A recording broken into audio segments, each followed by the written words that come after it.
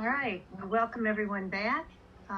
We have on board now a fascinating panel, What Makes the Dialogue Between Science and Religion Theologically Valuable? I'll begin by introducing the title and description of the panel, and then the three panelists, esteemed panelists. Then we'll ask each of them to present. In between, we'll take maybe one question for clarification, and as we have done before, we will open to general question and discussion at the end. So today's topic, the objective of this panel discussion is to engage the audience in a reflection on the theological dimensions of the so-called dialogue between science and religion. The question of the title, What Makes the Dialogue Between Science and Religion Theologically Valuable, will be a starting point for the panelists to express their personal views on the challenges of articulating a scientifically engaged theology by initiating a critical examination of existing dialogical paradigms and offering insights that could be relevant to Orthodox theology. Some of the questions that will be addressed by the panelists are, is the idea of scientifically engaged theology more suitable to the Orthodox ethos than the widespread notion of science and religion in dialogue? Were the early Christian and Byzantine theologians scientifically engaged? What is the main purpose of a scientifically engaged theology? Is there a best way to conceptualize the encounter between science and Christian faith, and how to make the encounter between science and Christian faith theologically valuable? Today we have three remarkable panelists. The first, Father Doru Costache. Costache holds a PhD in Orthodox Theology from the University of Bucharest in Romania. He is an associate professor at the Sydney College of Divinity, Australia, lecturing in patristic studies at St. Cyril's Coptic Orthodox Theological College.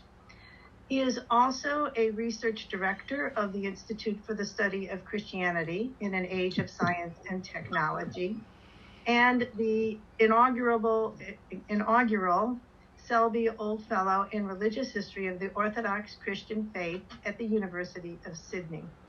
Father Doru's research focuses on providing early Christian and Byzantine examples of culturally and scientifically engaged theology and identifying early Christian and Byzantine lessons for today.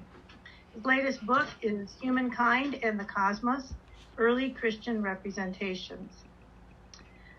Our next panelist, Deacon Alexei Nesterov, with PhDs or doctoral degrees in physics, mathematics, and philosophy, is a visiting lecturer in mathematics at the University of Portsmouth in the UK, as well as a leading research scientist at St. Petersburg State Marine Technical University in Russia. A deacon in the Archdiocese of Theateria and Great Britain of the Ecumenical Patriarchate. He is author of Light from the East, Theology, Science in the Eastern Orthodox Tradition, The Universe is Communion, Towards a Neo-Patristic Synthesis of Theology and Science, The Sense of the Universe, Philosophical Explication of Theological Commitment in Modern Cosmology. And we expect his next book in 2022, The Universe of the Image of Imago Dei, The Dialogue Between Theology and Science as a Hermeneutics of the Human Condition. And last, but of course still very esteemed, is Stoyan Tanev, with PhDs in physics and Orthodox theology, Associate Professor of Technology, Entrepreneurship, and Innovation Management in the Sprott School of Business, Carleton University, Ottawa, Ontario, Canada, Adjunct Professor in the Faculties of Theology at St. Paul University in Ottawa and at Sofia University, Bulgaria. In addition to the field of technology, entrepreneurship, and innovation domain, Dr. Tanev's research focuses on interdisciplinary issues on the interface of the social sciences, quantum physics, and Orthodox theology. Dr. Tanev has published multiple articles on contemporary Orthodox theology and the encounter between physics and theology. He's the author of the book Energy in Orthodox Theology and Physics, From Controversy to Encounter. I wasn't really sure who's going first. On the list, Father Doru. Father Doru. Then Alexei, then I'll go last. Okay. In the same order. There you go, Father. Okay, thank you very much, Helen, for this introduction, and I'm very grateful to Stoyan for this invitation. So it's his initiative, and it's always great to catch up with Alexei. We go way back. First time I met him in the 90s, I think, in Bucharest. It was a conference or something like that, early 2000s or so. Anyway, okay, so we had a preliminary conversation, Alexei and Stoyan and myself, and we decided that it's good to go by those specific questions that we have formulated in the preparation of this panel. That was actually Alexei's very good point, rather than rambling on. So I'll take those questions, and while I won't address each of them the same length, I'll try to say a few things about all of them. So the first one is the idea of scientifically engaged theology more suitable to the Orthodox ethos than the widespread notion of science and religion in dialogue. Well, I believe, but the short answer is yes. Science and religion is a field that welcomes positions from a variety of backgrounds, not necessarily theological, not necessarily Christian, not necessarily Orthodox. So I think for at least theologically trained people in the church, the idea of scientifically engaged theology is more suitable. I believe that science and religion in dialogue is an excellent starting point, because we need to know one another. As we know from the more sophisticated milieus of new atheism, down to website and blogger apologists and all that. There's a lot of misunderstanding as to who we are, what we are, and whether or not any of the main parties are legitimate still in the public arena, or their discourses are legitimate, and so on and so forth. So I believe that the dialogue is important because it allows us to make sense of who we really are, for ourselves and for one another. Plus, I believe that it's important to still entertain the idea of a dialogue of science and religion, even from the viewpoint of our Orthodox tradition. As Father Andrew Louth explained in a fairly recent book chapter he published in, where's that? It's, in this book, the T.N.T. Clark Handbook of Christian Theology and the Modern Sciences. By the way, there's a few Orthodox contributions here, which is good. Father Louth says that science and religion isn't a new phenomenon, and the early Christian theologians were very much engaged in this kind of conversation. So there are some pointers for us, Orthodox theologians or Orthodox with some theological background, that show that we have to maintain the idea of a dialogue, at least from our viewpoint. So the idea of a dialogue is part and parcel of the traditional interactions of gospel and culture. If we take away the legitimacy of science and religion, we undermine a whole history of the Orthodox tradition, where a dialogue between gospel and culture is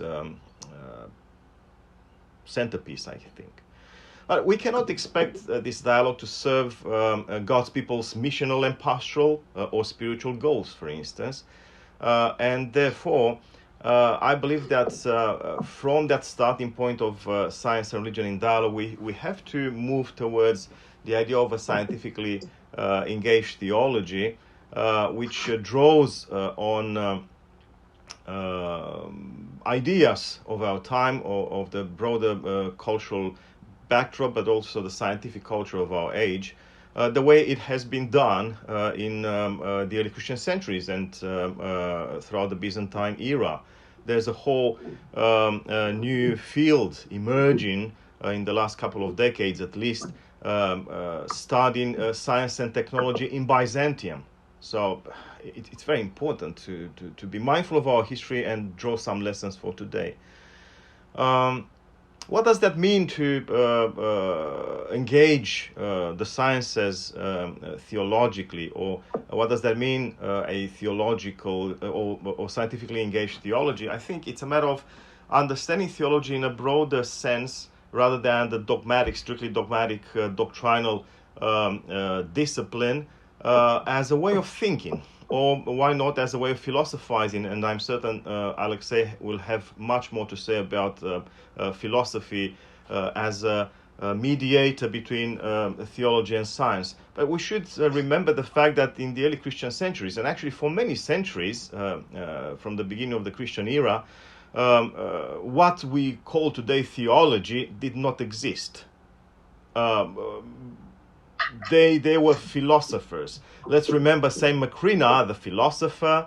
Let's remember Saint Gregory, the theologian, who was actually the philosopher, later called theologian. Let's remember Saint Maximus the Confessor, known to his disciples and as Maximus the philosopher, and so on and so forth. So when we speak of a scientifically engaged theology, we speak of a way of philosophizing, let's paraphrase St. Gregory the theologian, within the boundaries of our faith. In other words, it's a matter of engaging the sciences from a faith-based viewpoint. So that'll be my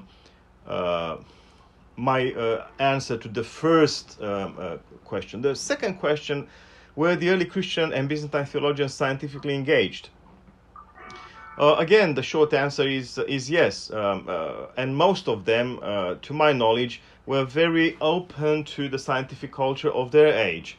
They did not understand Christianity as a bulldozer, a cultural bulldozer that gets rid of the scientific ideas, the culture of their age. They engaged it creatively, discerningly, critically sometimes, but many times with great profit for the Christian worldview.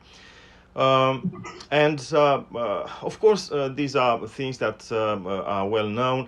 Already this topic was discussed in the now classical work of Basil Tatakis, Christian philosophy in the patristic and Byzantine tradition. We have a couple of books by Yaroslav Pelikan, and more recently Efthymios Nikolaidis' Science and Eastern Orthodoxy from the Greek Fathers to the Age of Globalization. But I could give you some of my favorite examples. The author whom we don't call saint, but to me he's one of the greatest saints of the church, Saint Clement of Alexandria, was not only one of the first major theologians of the Christian tradition, but he was also a scientifically committed theologian. He was very much aware of the culture of his time, including scientific ideas. And as I say in my book published last year by Brill, Humankind and the Cosmos, Early Christian Representations, chapter 3 actually spends a lot of time dealing with Clement.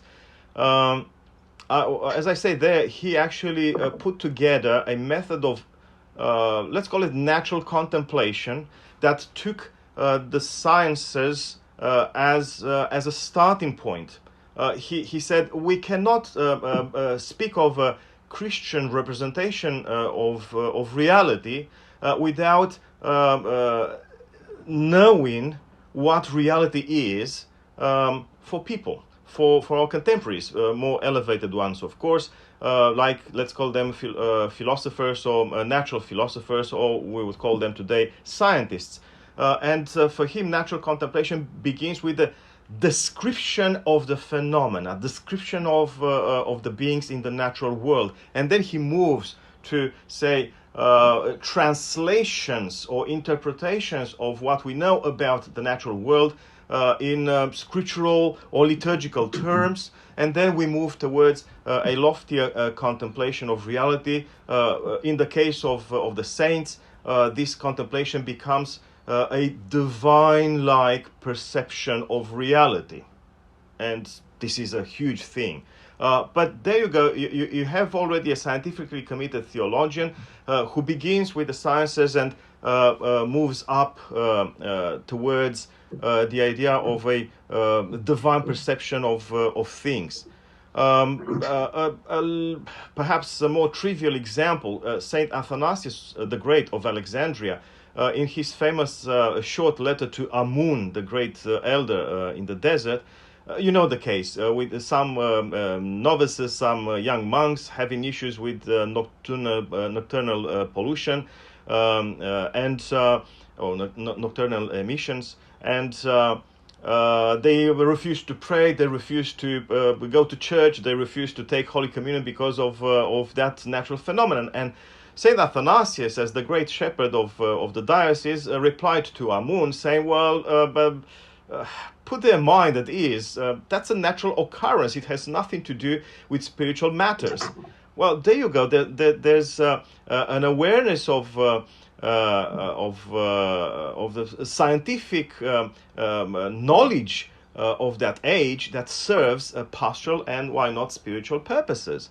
And of course, Jaroslav Pelikan already has pointed out the great interest of the Cappadocian fathers and mothers in natural philosophy. Of course, there's a lot to discuss there, but this is something that most people would know much better than the examples I have provided earlier with St. Athanasius and Clement of Alexandria.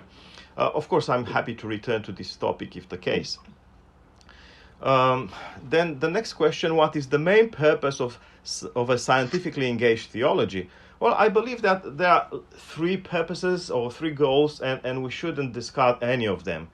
One is dialogical. We do need to maintain a conversation with our context, cultural ideas, cultural trends, including the scientific culture of any age. And the way the Cappadocians, for instance, were in dialogue with Stoicism, all sorts of Platonisms, and so on and so forth, including Aristotelianism. Yeah.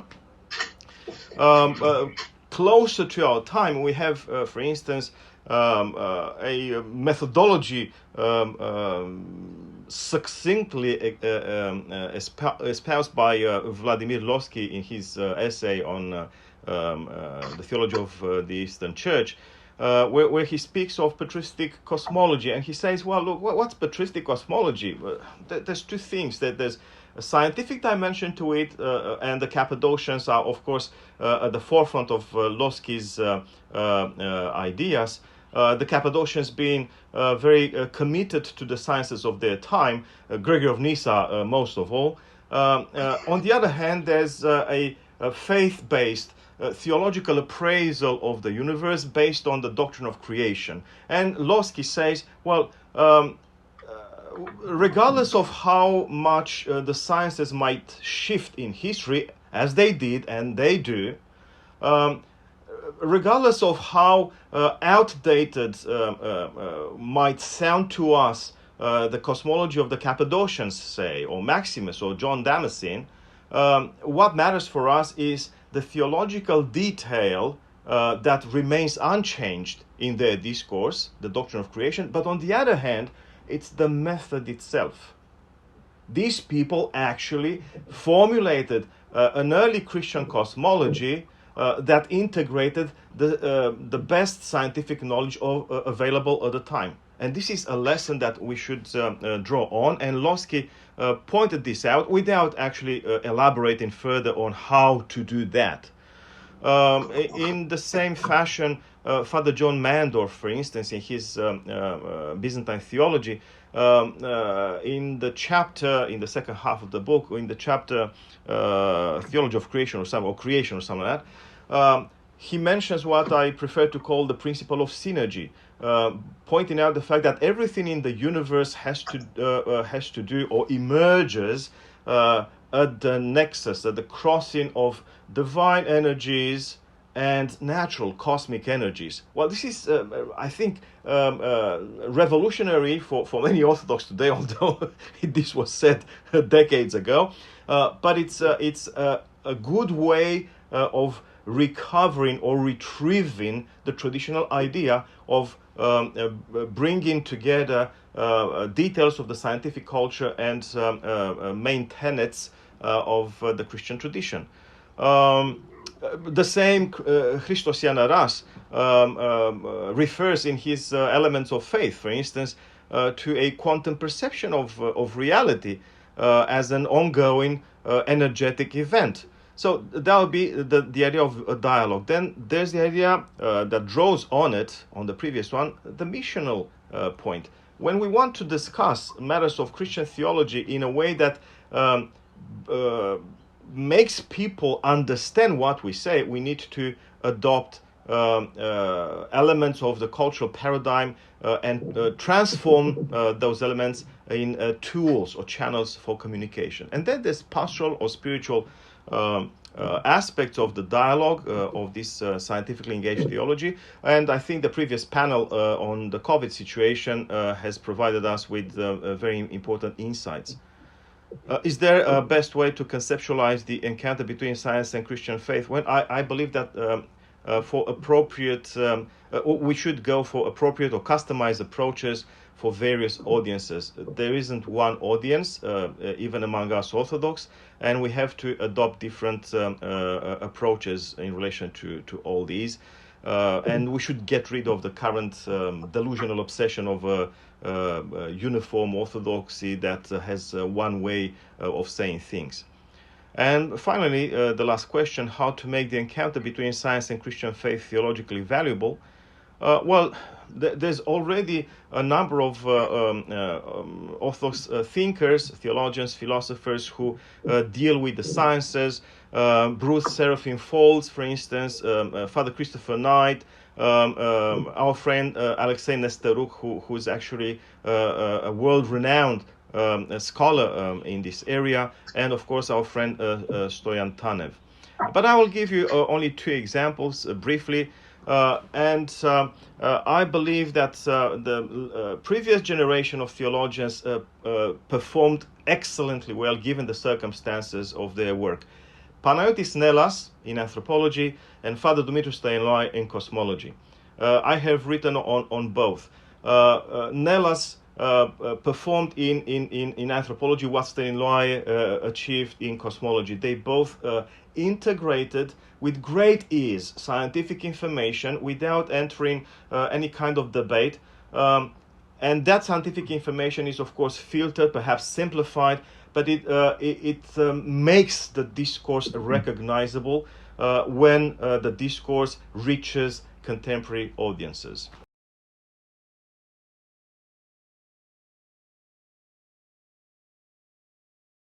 Well, if I may, the thing is not to draw on the sciences in order to boost our prayerful capabilities. It's a matter of perhaps this is where Chris was trying to get. It's a matter of making sense for a broader audience than, say, the backyard of the church, of those mystical experiences that might occur during prayer. Can they be analyzed? Can we quantify that kind of information and so on and so forth? And that's something I believe that's a fertile field for and an open field for science and theology in conversation. It's the idea of shifting the focus from I don't know what processes at the cellular level to what happens with the entire human physiology in the presence of God. So that there's a lot of potential there, and especially in the patristic tradition and in the Philosophers literature, we have very elusive but nevertheless quite present references to biological, physiological changes that occur in the experience of holiness. So that's something that I would like to see a scientist being engaged in analyzing and discussing and so on and so forth. And that's a perfectly legitimate way of conducting the dialogue, or having a scientifically engaged theology and a theologically engaged science. May I jump in? Hello, can you hear me? Okay. Thank you, Doru, for that, because you just inspired me with saying what happens during prayer, what happens. Indeed, things do change biologically in our brain, and it's an example of how theology can inspire scientists to design experiments. But what I really wanted to say as a scientist is that most of us in the sciences, are really impoverished in despite this great scientific training that we had, in terms of we haven't had the opportunity to study the best writings of theology and philosophy, at least now. Maybe in the past, 100 years ago, scientists like myself were studying more of the philosophy, but these days in the biomedical sciences, like me, unless maybe it's ethics, we don't have that opportunity. So this, I think, creates more of a division and makes it difficult for us to dialogue. As a matter of fact, if I may jump in again, I believe that this is why it's so dangerous to speak of a breakdown in science and religion, or in communication between scientists and theologians. Yes, it may be the case in some quarters, but that's dangerous. The fact that we can even entertain the idea of not communicating with, as theologians, with scientists and vice versa, is analogous, at least in my mind, to the breakdown in communication between the various Orthodox jurisdictions. Do we want to get there? So we have a lack of communion among the Orthodox, and all of a sudden we want the same lack of communion and at least polite conversation between scientists and theologians. I think that's a no-go, for me anyway.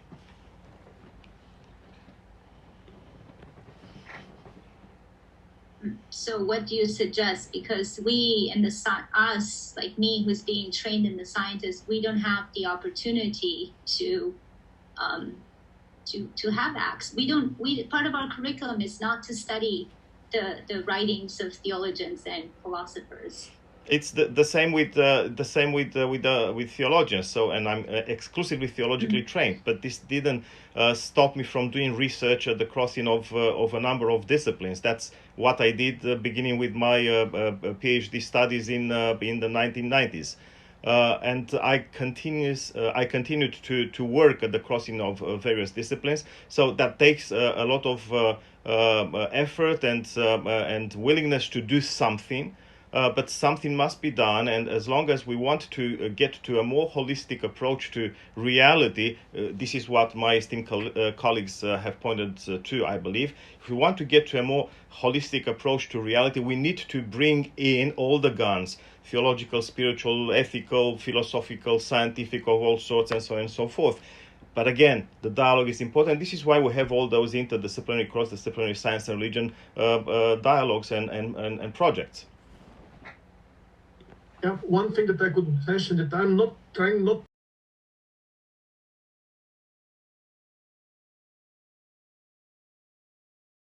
So, sorry for this, but this booklet, published last year, Humankind and the Cosmos, Early Christian Representations, shows that in reality theology was never, traditionally speaking, never insensitive to the world. I believe that we are dealing here with some sequels of and echoes of modern anthropocentrism, theology isn't only about God. That's my view as an Orthodox theologian with patristic roots. I think perhaps we will conclude with Paul's question. Teva, I think we're coming to the end of our session. But let's. I'd like to have one more question or comment from Paul here. Well, I guess it's partly a comment and partly a question to introduce a very concrete case that I've given some thought to. And this is the question of what is the status, or what should be the status of the Genesis account of paradise and the fall. This, as a theological principle, is deeply ingrained in Christian theology as a whole. The notion of a pre-existing fall that introduced death into the world. And yet I don't see any way of reconciling this with a modern cosmology or evolutionary theory. So what do we do with this? Is it possible to have a Christian theology or an Orthodox theology without the notion of the fall, such as we have inherited it from the way it's been inserted into theology since the beginning of theological reflection in Christianity? Well, I think you'll need to go back and revisit patristic literature.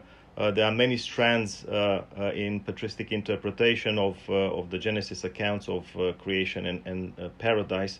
And while quantitatively you might say that the topic of the fall is very well represented against the contrary view, in reality, big names in Orthodox theology, from Saint Athanasius to the Cappadocians to Saint Maximus, Saint Simeon the Theologian, and even Saint Gregory Palamas, have actually pointed out to ways of interpreting those first three chapters of Genesis in ways that have nothing to do with the dogma of the fall, the way perhaps many of our people in the audience here would represent it from a very Western viewpoint.